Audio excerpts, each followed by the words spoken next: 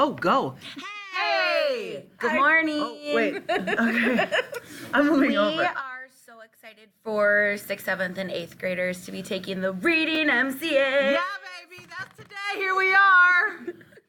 We have been practicing so hard this year, building your stamina with your choice reading, as well as working in those VIP or small groups to continue to focus on your skills.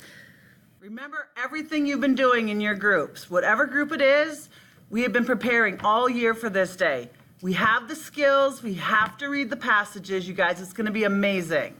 All we ask is that you try. If you feel yourself wandering off topic, just take a break, relax your brain, breathe a little bit, and then get back at it, because we know you can do it. We're so excited to conference with you afterwards about your scores. We know you're going to rock this. Believe in yourself. We believe in you, and we're here cheering you on. Yeah!